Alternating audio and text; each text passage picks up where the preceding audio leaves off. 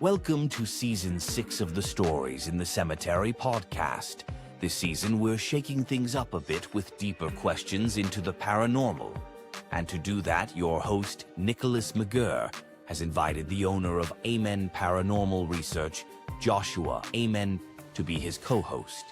To learn more about their studies and articles, visit storiesinthecemetery.com, or you can check out the Paranormal Investigation Workbook or the Paranormal Investigator's Almanac, both available on Amazon. Stories in the Cemetery takes you ghost hunting in Charleston, South Carolina, and reveals his findings from those investigations here on the Stories in the Cemetery podcast. Let's get into today's episode with Nick and Josh.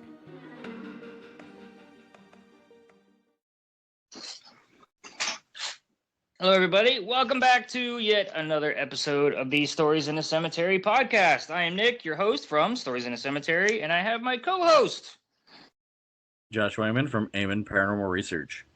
And from the podcast, Tales from a Ghost Hunter. So, I know. Yeah, look at that. So, folks, let's get through some show notes because we got some pretty interesting shit to talk about. Like, there's a lot to unpack with this one. So let's kind of get through tours. So tours, interactive ghost hunting experiences in Charleston, South Carolina. Obviously, I am still doing those because that is the bread and butter. And Josh is hosting the paranormal scavenger hunt on the opposite side of the country, in case you're ever in the Pasadena, California area. Tease and merch for both Amen Paranormal Research and Stories in a Cemetery can both be found on TeePublic. And I've heard rumor as of lately that was changing. So we're recording this really early. So if it's changed, I mean, the link's going to be in the show notes anyway.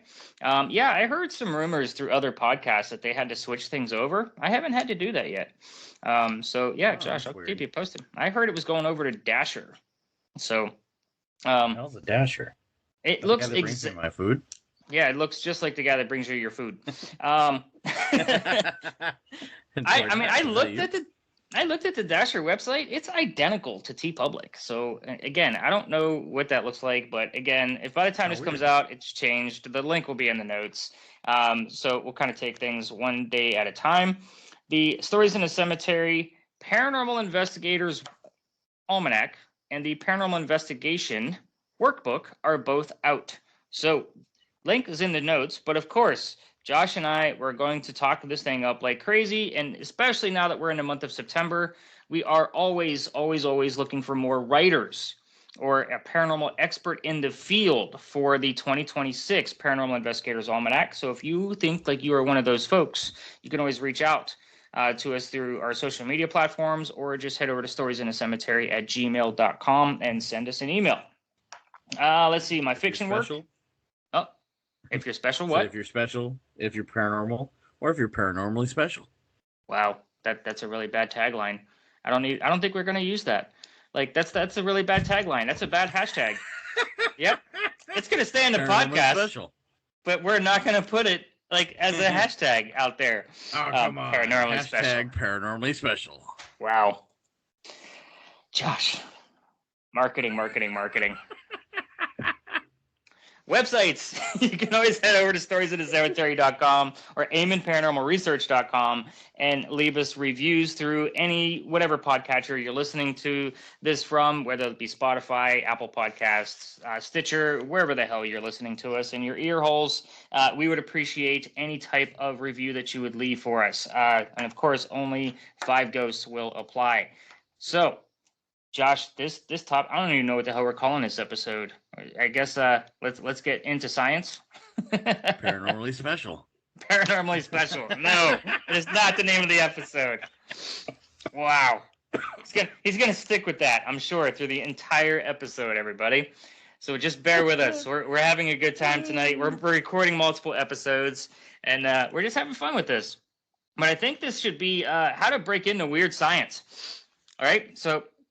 I know we can't take the full name of Weird Science because of the movie and all of that, but how to break into the paranormal field from a pseudoscience into an actual science. And if you haven't caught on yet, folks, like Josh and I are really about diving in instead of throwing just cat balls and K2s out there. We really like to see how the shit goes down, how it works, why does it work, and why things don't work. So I think with pushing what we're trying to do out here, of pushing the paranormal into an actual science that's recognized by the science community, we're going to talk about why others have failed to do this and a bunch of other like subtopics on this matter. So Josh, let's start off with, why do you think other people haven't been able to do this? I don't think it's so much that people haven't been able to do this as much as it's kind of like they didn't want to do this.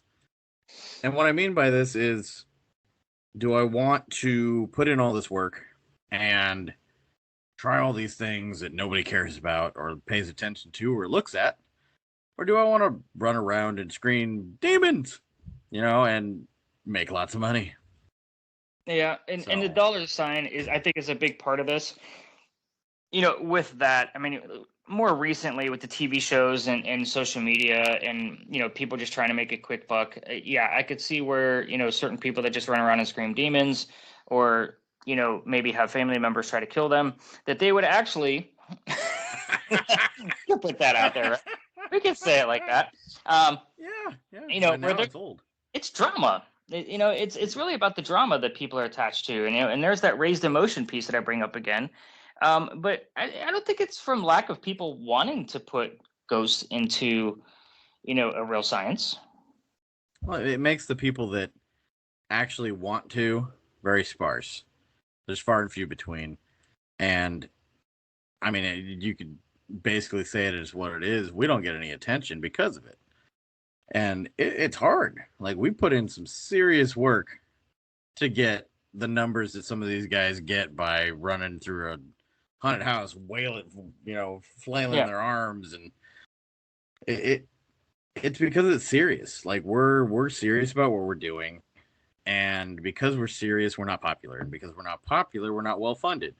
Because we're not well funded, we can't do the experimentation we want to do.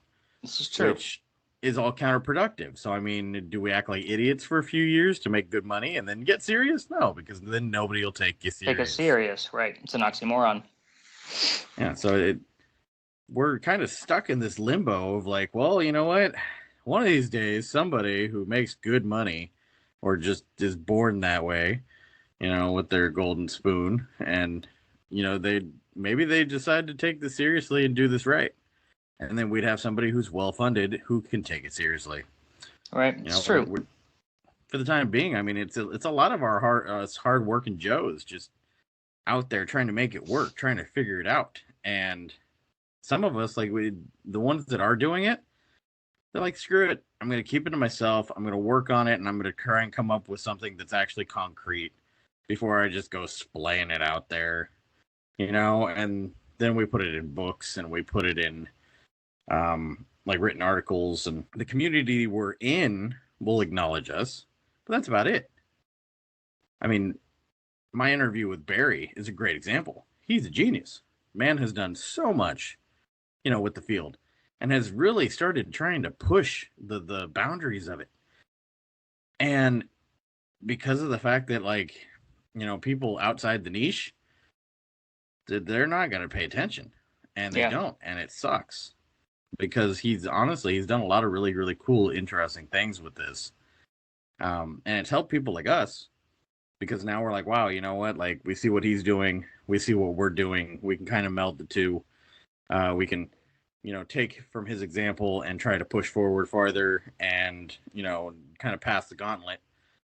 But until I can walk over and wave around my little metal cage and be like, look, a ghost bird, or, have something to show for it, nobody cares. Do you think that's the difference between those, and I'm going to put just because we are always put in the same bucket, those who are into ufology, and because it is something we can physically see in the air, that they have some kind of floating disc and it's something tangible that they can capture on camera, versus looking at all of the science parameters behind an experiment or an investigation? You think that might be the difference there? Honestly, I think, the more tangible evidence you can come up with, the more people pay attention to it. That's why, like, cryptid hunters or definitely if you want to look at like popularity, we're at the bottom tier of this paranormal little spectrum here. You got your cryptid hunters and your UFO hunters who can show more tangible evidence, footprints, photos, blurry video, whatever it is they have. All right. Tic Tac in the sky. Like they have something a lot more tangible to play with and be like, look what I found, look what I caught, look what we're doing. I mean, even some of these TV shows now, you get all these cryptid shows. I mean, how many cryptid shows do you know? There's a lot. Honestly, I would say not many, because I don't pay attention to cryptids as much as you do. And that's just something that, because my focus is strictly on, ghostly paranormal, that's where my brain goes. And really the only extent that I have on ufology has all come from Skinwalker Ranch. And that's only because they use the same tools that we use out in the field. And I'm more like interested in those much bigger experiments. Yeah. And I mean, it's funny because, people are like, it's almost like we got subdivided, it's like you got your UFO hunters, your cryptid guys, and your ghost hunters. Right. And we all use very, very similar pieces of equipment. We do. I mean, there's very few things you don't use across all three. And I think that's where we need to find that difference. We've had some great people on the show this year where we were able to talk to them about different science pieces. You interviewed a few folks that I've replayed through this podcast about that are doing things differently and trying to understand those parameters and the things that affect the elements around us.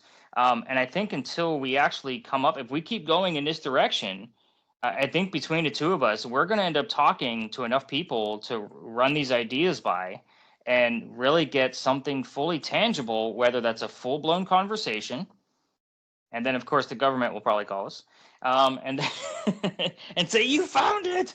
But I think the other piece of it is, until we have that one like solid piece of Bigfoot walking across the snowy banks of a mountain, or whatever it is that they caught, or Nessie, coming up out of the water.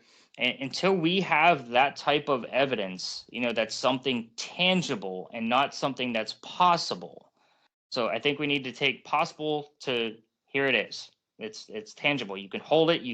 Here's a picture. Here's an audio. This is exactly what happened. And you have enough witnesses to say this is absolutely, without a doubt, this was a ghost talking to us from the other side, and take it from there. I mean, we've talked about, Pearl Coran and her ability to write books through, spirit boards, Ouija boards. But how much of that did I put as a possible scam, that she was just trying to sell books? That was my skepticism towards the whole project when we discussed that. And I think that goes back, in time, that it has been about the almighty dollar. And can I make a buck from, telling people's fortunes and those kind of things? And that rings true today. That's the difference. So I think you're onto something with it being about the almighty dollar, and that it has to be something tangible instead of just a belief system. But yet I feel like with the amount of religions that are out there in the world and all of that, that is nothing more than a belief system. True. So who's to say that guys like us aren't going to come up with that evidence and say, here it is, and it either could go nowhere or it could take over the world as far as like what we've actually caught. Or we go missing like the guy who had the TikTok video on giants. And be like, what happened to Nick and Josh? I don't know. Yep, exactly. And I think that, and I hate to say it like that, but I'm almost afraid to find like too much of an evidence and air it out there, to like, where am I going to go? It's like the guy who invented the water engine. What happened to him? More conspiracy theories. There's a reason why we don't have water engines these days. Right. So what do you think it is that we need to do differently to really find that tangible piece of evidence for people to actually understand like what the hell it is that we're actually doing out here? I honestly, I really think we need to get into the whole like ghost trap. Like we really need to find a way to either catch a ghost or seal it into a space that can be a Faraday cage, and then be able to pump that Faraday cage with enough positive ions to energize the electrical field slash spirit and make it visible, so that it can maybe interact and give us some kind of tangible evidence that it is present and, capable of, understanding what's going on. It's a, can't think of the word, but it's a, cognitive being. Fair. So you're looking for something very cerebral to be able to talk to us back and forth, and we can actually visually see. And for lack of a better word, put in a big giant box in a museum somewhere where people can pay a ticket price and come see the ghost. Like, is that basically what? I wouldn't what go we're as after?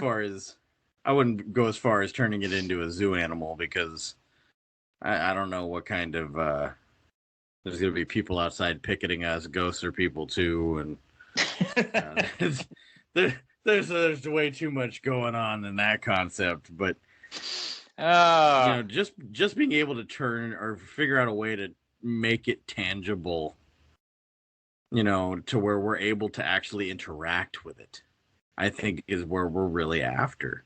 So do you think so that we can have that conversation and we can have that interaction, and it can turn into, it goes from us hunting around in the dark trying to prove existence to having a conversation and being like, well, this was so and so. This is their name, their birth date, their information about them, what happened to them, how they died. Like, that guy's guilty. You should have arrested him. Just like this could be so much more if we really actually figured it out. And I think there's ways to do it. We just haven't put the science to it to try to make it work, because we're all too afraid to think, seriously about it for too long a period of time. And I almost hate the word, pseudoscience at this point because of it. And I'm almost starting to calling it like a parascience, just because it's like, Yep. We're trying to make this something serious, and it's hard to do so. But like I said, we don't have the funds to come up with an electro or EMF vacuum, and build a giant Faraday cage. Now, that kind of, all of that, what you just said, kind of alludes me into kind of the next question of, do you think we're even on the same, are we on the right vein of where we need to be to follow the path to be able to do this? Or do you think like the tools and devices and the thought processes that we use are just for the money? Honestly, everybody, like, somebody figured out, hey, EMF meters work. Cool. We can do so much with this. And then instead of figuring anything else out or pushing it to another extreme or making it something else, we were like, I can make money by making another device that does EMF. Like, right. And they've made 1,000 of them. And then some people were like, well, we can't do what that guy did. Let's make a big parabolic dish microphone. Cool. Now we got like 1,000 of those, a bunch of different types of recorders, and then they're like, oh, well, we need cameras in the dark. It's just like, okay, we can make 2 different types of those, and it's like, we take like such basic baby steps. Yeah, we do. Through the years, like, oh, EMF, we can see heat. But let's compare this to an industry that I'm pretty familiar with, the video game industry. Let's talk about before 8-bit, but we'll start at 8-bit. All right, so 8-bit comes out, it's the greatest thing ever, and they ride it for how many years before they brought out the next console to be played at home, thinking that the American public wasn't going to be ready for it. Now, I'll be honest with you. When I was first starting business, we'll just say working for retailers, coming out of high school, I'm running businesses, and I had a PDA, I had a cell phone, I had a camera, I had all of these things, and I just sat down one day and looked at all of the gadgets in front of me and said, what the fuck isn't there one device that does all of this? And then, bam, 15 years later, out comes like the smartphone. I'm like, wow, imagine that. A smartphone has everything in it. You don't need anything else. It even has the internet. You can access things. There's a cloud. Like, somebody really expanded on it. So I guess my theory behind this is how far away, if we keep, I don't want to say like pounding the pavement on how to expand our thinking away from just EM fields and camera, how could we get away from that and continue moving this forward where people are actually going to take this seriously? But you have already answered the question. We need something tangible. Yeah, we need something tangible, and we need to find a way to, like, it's fine to continue to look at EMF, but we need to now look at it as, okay, we know EMF works. Why does it work? Okay, well, I theorize it works because they're made of an electrical magnetic field, and that's why they're able to interact with these devices. Cool. Now what do we do with that information? We have to move into, okay, well, how can we turn this into a way where we can visibly see that either A, there's an interaction happening, or B, the actual thing interacting. So then we need to look at, like, okay, well, what are ways to see EMF field? We have a thermal camera. That's the closest we've been able to get. Nobody else has been able to figure anything else out. Now, all of a sudden, you have people like Brandon Alvis, and he comes up with the EMCCD camera, which is a high-performing electron like camera, and it's basically very, very high caliber, fast moving particle. So, and he caught something manifesting on camera, and it's like, okay, wow, that's awesome. Now what do we do? Like that's from the time we started filming, ghost hunts, which was like 1990 ish, when Ghost Hunters Taps first hit the scene. Yeah. They were like founded the year I was born. And it's just recent in the last like 5 years that we have had somebody test something like the EMCCD camera. Okay, but the problem is that camera can cost $10,000 to $15,000. Right. It is not an accessible item, and like you have to know what the hell you're doing to even use it. So like kudos to the guy for coming up with an idea, and doing something really cool in the paranormal field. But nobody else can do it. Nobody else can even attempt to try to do it because of the pricing on this kind of stuff. Well, and even the people that are making all this money, that are running from the demons and, fighting the ghosts and, like they're not even attempting it with the money they have available. So with any technology, it always tends to come down as it becomes more accessible and as that technology becomes more elementary in our way of thinking. So the hope is that, this camera that you're speaking of is going to become a little bit more accessible in the next, we'll just say 2 decades. As things, science really changes the field of how we actually look at things. But the next part of this isn't just about the equipment and the technology. It should be the methodology. And this kind of alludes to, it's going to go into the back half of the show, but, psychic and mediumship, where are the true psychics and mediums and what's the criteria of how we test them? And again, I'm not either one of those things to be able to know like what they go through to be accredited. I've talked to a few. They have licensure. I don't know what that looks like. So I'm not one to be able to speak about it intelligently, but I still think there is something to the way we think about the way humans used to be by studying our history, and I'm talking the Anunnaki. I'm speaking like ancient civilizations where there is talk of power and talk of mental capability that we obviously don't use today. It's not, and I don't believe it's from incapability. I believe it's because we're preconditioned to kind of go in that direction.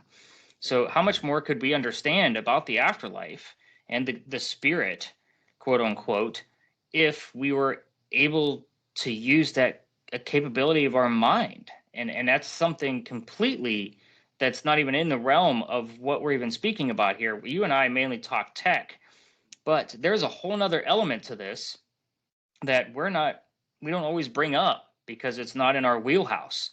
But I think that there are those out there that are, falsifying the information. And I'm a psychic medium. I could read your tarot cards and do this or do that. And we talked about the shenanigans and the tomfoolery that goes on out there. But how much of this can we really tap into if we knew how to do it? And I mean, there's been people that have tried to take this, and there was a show where they actually filmed in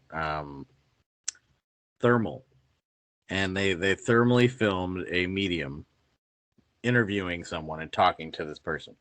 Okay. And as they talked to them, you could see like the heat rise from their body and reach, like it was reaching over to the other person to like make some kind of connection. And it was a really interesting like segment in the show where it almost looked like there was possibility of somehow proving that there is actually something going on during a medium's like channeling and trying to talk, to somebody.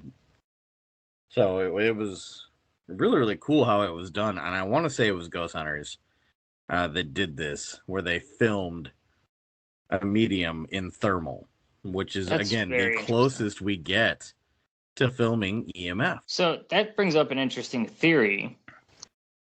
Not that I'm saying I always put psychics or mediums underneath the Estes method on the interactive ghost hunting experience, but we do film everything with the thermal. So if somebody's being channeled, essentially, we might be able to see something, I don't want to say entering the person's body, their person, their mind. Like we should be able to see something if I have a strong enough conversation where I would consider that Estes method to be, fully successful, meaning 4 or more right answers in a 10-minute time frame. And that would be very interesting to see based off of everybody else around us. So I might have the, thermal imaging camera person actually start filming the rest of us viewers of the session along with the 2 people that I have blindfolded. That would be very interesting to watch. Very interesting. I never thought of that. I would love to find that. And if you have that video, I'd love to see it. But yeah, I'll look it up. Getting to the, the mindset of this, I think the SITC scoring system is a good bridge. I think it might even just be a couple of pillars of the bridge. Who knows? But at least it's something. We can get started somewhere. We can manipulate it. We can change it. The SITC scoring system is something that I'm constantly thinking about and obviously using because it comes out of the interactive ghost hunting experience. But I believe it's at least a good start on what somebody can take. And even if somebody takes that and I don't want to say manipulates it, but twists it into something a little bit further and a little bit more on the sciencey end of things, to kind of show a little bit more tangible evidence from different types of methodology and other technology of devices. I think that would be fascinating to watch. But I feel like with what I've created with that was just a very small, short bridge to get us started and to see where it's actually going to go. As far as the almanac goes, it's the exact same respect.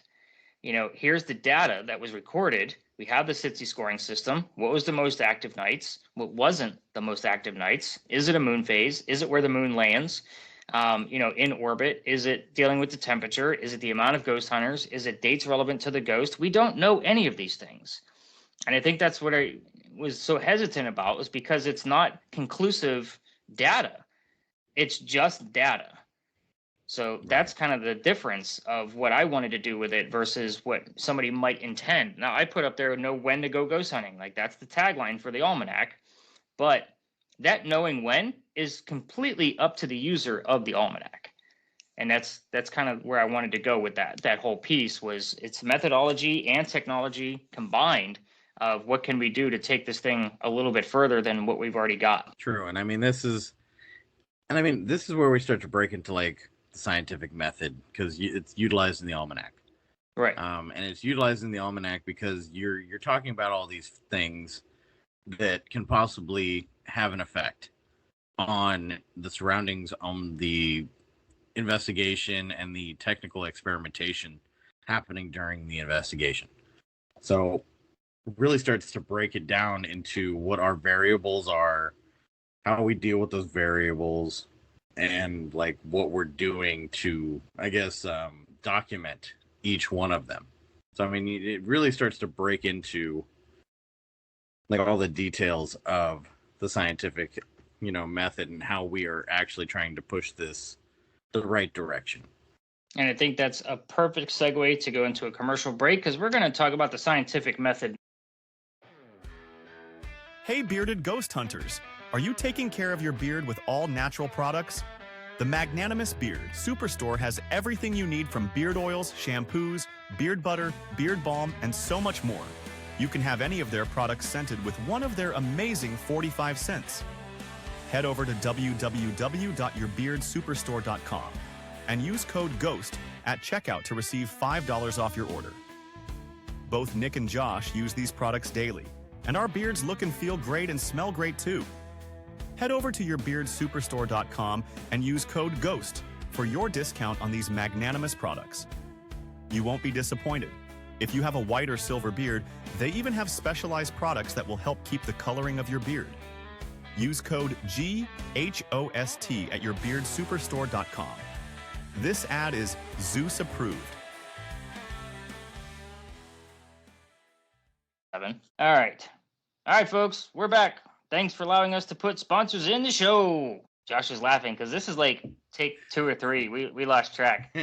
So paranormally special. Dude, paranormally special is not the name of the episode.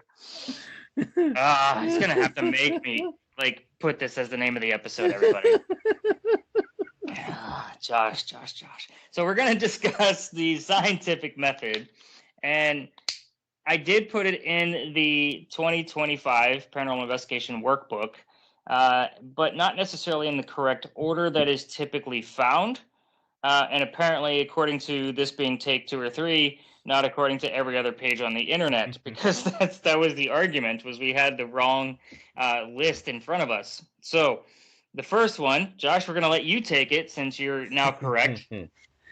It's make an observation. And what does that observation mean? Yeah, so we obviously start with an observation. So for the, I guess, for the purpose of going through the scientific method, the observation would be that something strange is happening at a location. And it don't feel good? Yeah, something strange is in the neighborhood. And we ask a question, which is step 2. So we ask if it is haunted. We do ask ourselves if it's haunted, but I was going to make the joke, Josh. You ruined it.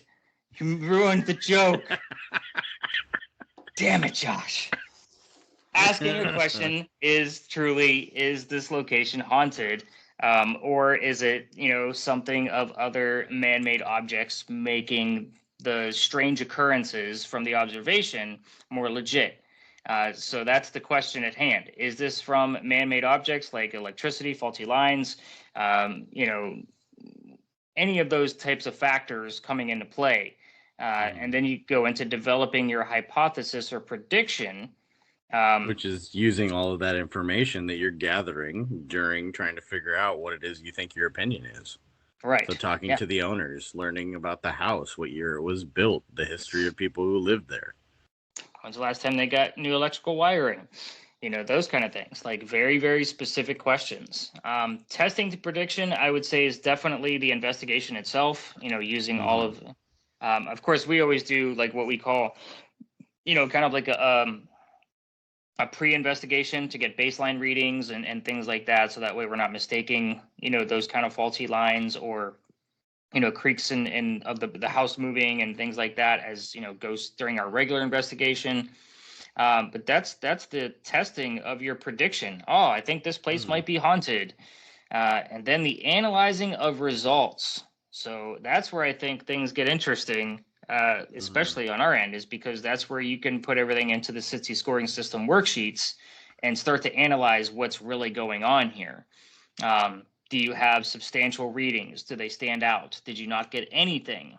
That could also be results when there's zero type of activity coming out of this, when you had a baseline of this, the analyzing of all of those types of results. Record the results against your hypothesis. Like, looking at this, you say the question is it haunted, or is it, the faults of the house or the location? That's where you can kind of look at things and kind of put them together. So it's not just analyzing it, it's record the results against what you think it actually might be and kind of take things from there. But the conclusion, Josh, what do you think about the conclusion? Like, can we truly come up with, like, this is definitely super haunted, this is definitely not this is definitely not that? I think utilizing things properly within the system kind of make it's the devil's in the details, because when you're testing the prediction, right, in the middle of the steps here, you're not just investigating, you're well, at least not investigating just the paranormal. You're investigating the creaks in the floors, and you're looking at all of those things you were talking about. We're taking down all the variables in the experiment. So we're testing the variables, we're taking them down and keeping a note so that we don't let them muddy the investigation or experimentation. So now we're testing the prediction with all the facts, doing it properly, and we are then analyzing the results, with a fine-tooth comb and a skeptical mind, because we're obviously not trying to jump directly into it.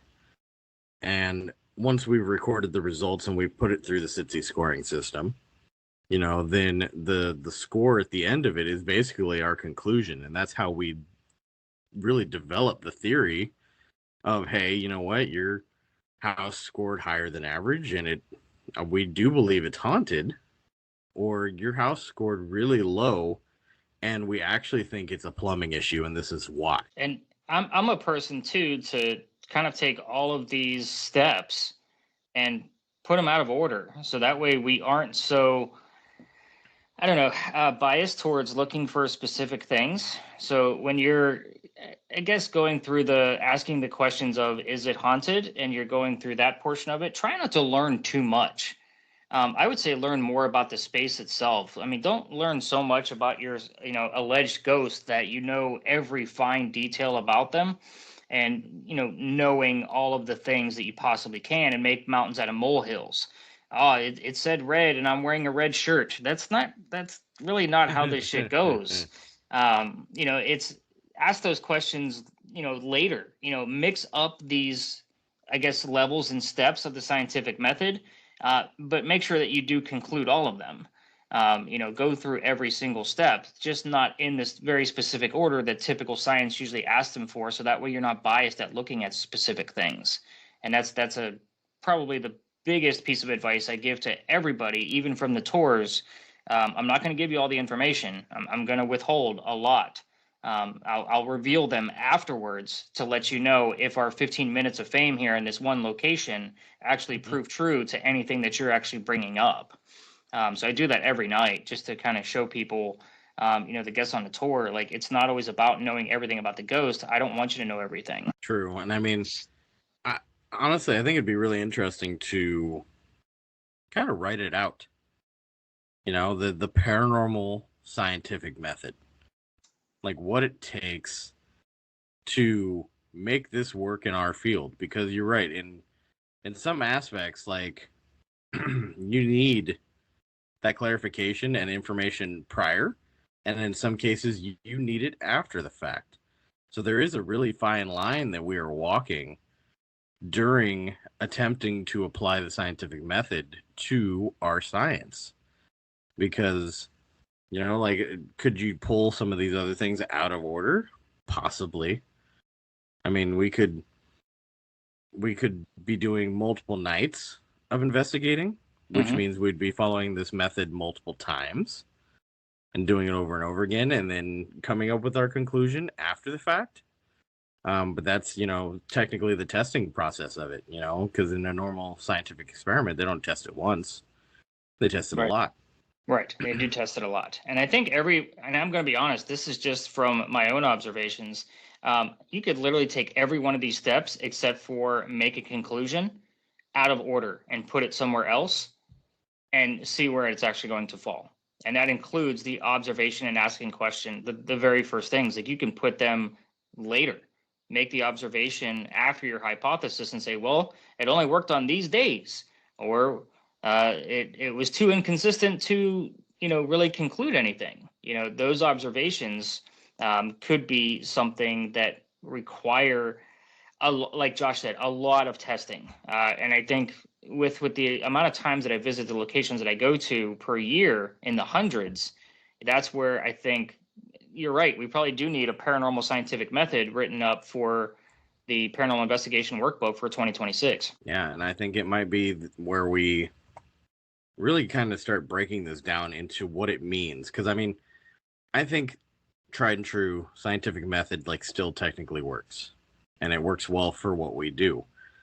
But I think it needs to be clarified for the paranormal. So I think it still should stay the way it is instead of moving things around, because technically, even as you're talking about moving things around, they still fall into the right steps. So making an observation still ends up going first, because no matter what, you are observing or listening to someone tell you something that's going on and making the observation of what, is possibly happening. And then you were asking the question or being asked the question of what is possibly happening. So, and then you're taking in that data, and you're doing the interview and you're asking the questions to come up and develop the hypothesis of what you think you're walking into, so that you can, figure out what pieces of equipment you're using, what's going to work best in this location, what is the best course of action for this location. You're then going into the investigation and testing all of these theories and all of the things that we put forth, to try and figure out what is best to figure this problem out. Because that's what it is we're doing, is we're figuring out a problem. I think the other has been presented. I think the piece I may not have brought to light for you is when I do find a new haunted location and add it to the tour, some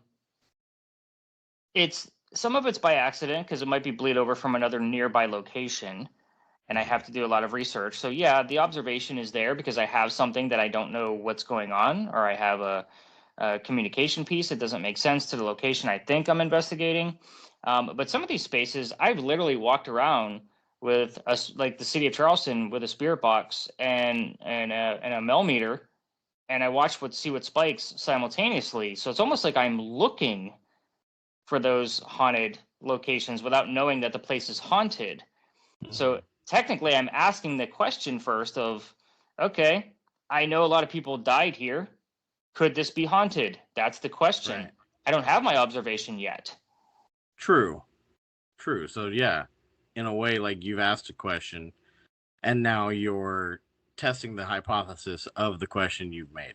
Correct. And then finding your observation. So I get where you're going with it, but it's almost like we're adding steps to the front of it, because then after the fact you've made your observation, then you're like, okay, well, is this actually a haunted space or am I reading something else? So there's your question again. Well, and then you not go necessarily. Back into your normal. I'm developing the hypothesis or prediction that I had activity on one specific night, so I'm going to go back on another night. So I'm testing the prediction. So I'm not making another observation. I want to test what I've already found, because I stumbled upon it when I thought that I might actually have something. So it's a possibility. There's a lot of ways we can rework this, and we could probably spend another hour discussing it. I'm sure that the listeners don't want to hear us go back and forth about the scientific method. But I see where you're going, and I think it needs to be worked out to where it is defined in the next investigation workbook. And I think that would be very, very helpful, for any paranormal researcher that, uses this workbook on a yearly basis. Yeah. So I think last but not least, the last thing we need to bring up, really, Josh, is all of the debunkers out there. We're talking about taking the field into a whole nother realm. Is this counterproductive, or is this something we actually need in the field? Like, what do you think? It's a little bit of both. we've always stated that every investigator needs to be a healthy skeptic. Mm-hmm.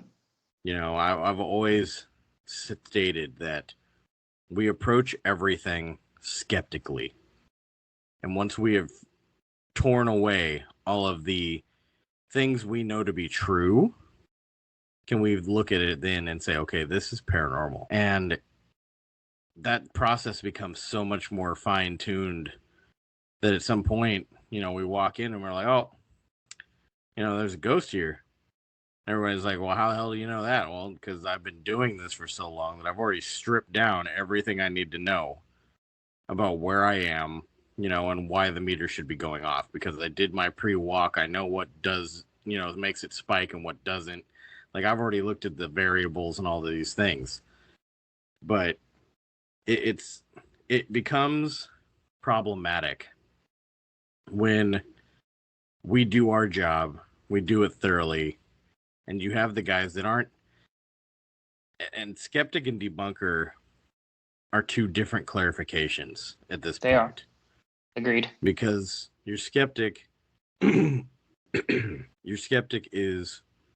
looking for, you know, what is a reasonable conclusion? You know, what is the Occam's razor, you know, explanation here? And they're trying to figure it out scientifically and come up with a conclusion. Your debunker walks into the situation and says, you're wrong. Plain and simple. They don't want you to be right. It's almost a counterproductive mindset. And I've never really met someone that clarifies or states themselves to be a debunker, you know, and is there with a good intention. Like they're like, I'm a debunker. You bring me your shit and I make it look bad. Like, that's my purpose in life. You know, you show me a ghost, I tell you it's a piece of paper. You know, like you give me proof and I'm gonna find every way I possibly can to degrade it, whether it's right, wrong, or in between. And I'm not saying that there shouldn't be a healthy skepticism when somebody approaches you and gives you something, but there's a certain point where we really need to start asking a different type of question instead of reprimanding someone for trying, you know, or trying to do something with the field. I mean, and I made a comment on social media the other day because somebody posted a video with this giant shark fin hanging out the water, and they're like, oh my God, megalodon sighting. And it's like, okay, when are we going to stop playing with the AI? You know, like, when are we going to stop fucking with things and start looking at this properly and start really thinking about the fact that, yes, you know, we only have explored, you know, X amount of space in our oceans, and we know more about space than we do the water under or in our own planet. All right. I agree. Like, there is possibilities, you know, for that kind of stuff, but it doesn't help when we muddy the water with every other fool that's got an AI on their phone that's having a good old time and trying to make views out of it. Yep, and I completely agree with you. And as far as the debunkers versus skeptics, I mean, I kind of see a small mix of debunkers from the tours, but I do see a whole hell of a lot of skeptics. And what I tell them, and I've said this before on the show, is, you know what, you paid good money for these tickets. You know, your family wants to be here. Just have a good time. You're going to hear some weird histories around Charleston. You know, if you don't get into the equipment, you're going to have a job anyway. So learn about some tech that you might not know about. And again, have fun with it. Like, I don't care about your skepticism. Like, you don't need to ridicule, you know, what the rest of these people paid for and for what I'm trying to show them how to do. And I always go at it with, well, this could have been a great possibility, you know, of whatever might actually be happening. I never say, well, that's so-and-so. They said this all the time. You know, it's always, well, we see that pattern. You know, we get that name here a lot. Or, you know, I see this number here a lot. And it could be related to the fact that was this person's birthday. You know, I always give them that, like, it's a half and half. Like, it's a pattern because I've done the experiments hundreds and hundreds of times.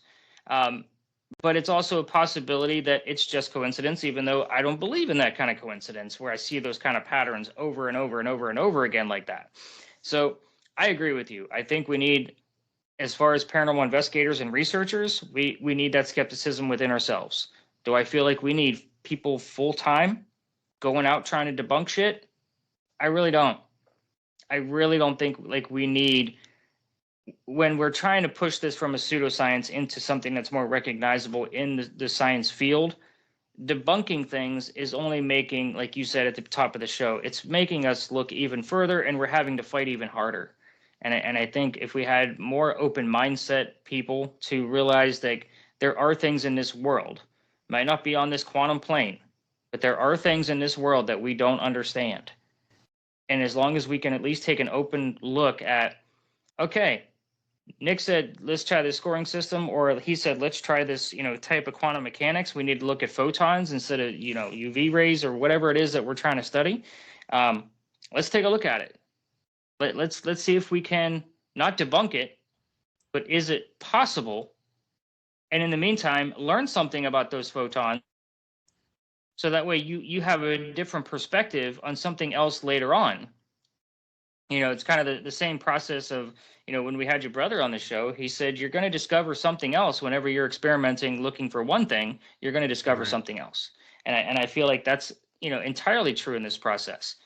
So again, skeptics and debunkers out there, again, not doubting your full-time gig, because if that's what you want to do with your life, instead of trying to be a little bit more open to the idea that you don't understand everything, because Josh and I don't understand everything. We barely understand the shit that we are working with. And we're in the field a whole lot more than a lot of other paranormal researchers out there. Again, not trying to throw you guys under the bus. I'm definitely not going to be calling anybody out, but at the same time, have a little bit of, I guess, encouragement that somebody might actually be onto something in this field to take it to that next level, instead of, okay, they got another EM device, you know what I mean? That's what they're using these days, and then showing us all how it doesn't work.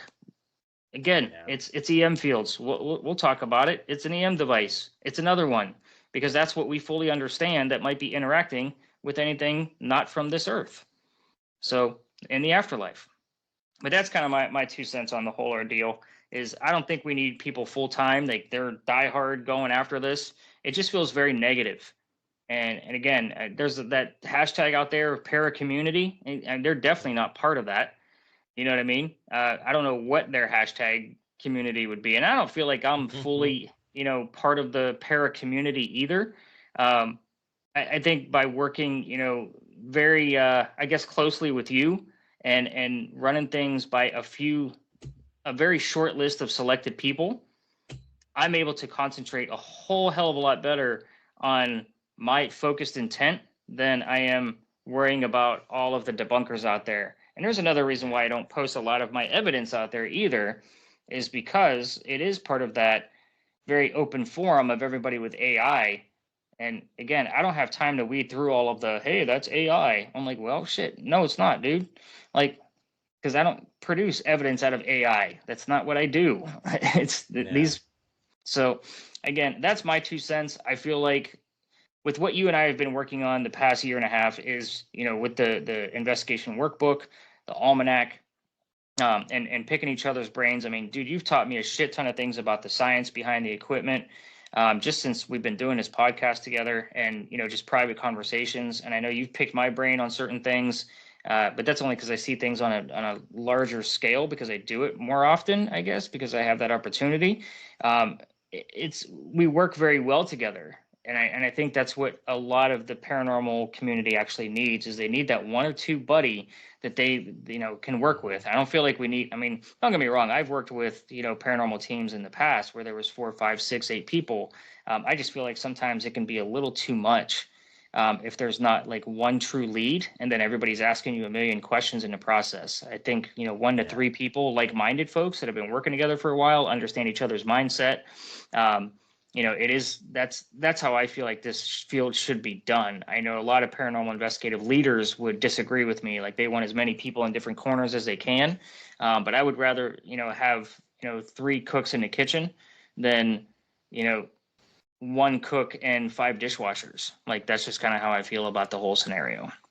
But any final thoughts on wrapping up this episode? I think we went through a lot with this one too. Like, I know I say that with every episode, but damn, we really like pushed the envelope on this one with the scientific method and what can we do differently? How can we look at things differently? Obviously, we talked about the SITC scoring system. So, final thoughts? What do you got? You know what? I encourage people to continue to try to push on what they're doing in the paranormal field, and try and come up with something unique. Try and come up with something different, and be paranormally special. We're still going with the paranormally special. Wow, we're even going to end the special. Josh. Anyway, I agree. And if you do have something that you're working on, of course, we want to hear from you. We are still looking for writers for the next Paranormal Investigators Almanac for 2026. Even if you're not that great of a writer, I'm a pretty decent editor, so that's okay. We still want to talk to you. I can help you along. We can get that article, you can write the article and I will help get it to publication. So we can talk about your idea or proven theory. And of course, if you would like to be a bonus episode guest for the Stories in the Cemetery podcast, we also encourage you to reach out to us. We're always looking for innovators, people that are looking to get their ideas out there, the same way that Josh and I do through this podcast. Come teach us something. Like that's the basic gist and the criteria that we're looking for. What can you teach us, or what can you take any of our ideas that you might know something a little bit further about or have a different perspective of, and we can obviously discuss as 3 people or 4 people, up on the screen and see how it actually turns out. You can always reach us at storiesinthecemetery at gmail.com, or you can just go to our social medias. You can find us at Amen Paranormal Research on every platform, and Stories in the Cemetery on every platform. So with that, guys, thanks for listening, and we will catch you in 2 weeks. Stay paranormally special. Thanks for listening to this episode of the Stories in the Cemetery podcast. You can follow your host, Nicholas McGirr, on most social media platforms under the name Stories in the Cemetery. If you'd like to follow co-host Joshua Amen, you'll find him under the name Amen Paranormal Research. Be sure to check out the show notes for any links to specific articles written by your hosts and all the references used to create this episode. Happy hunting. We'll see you on the next episode of the Stories in the Cemetery podcast.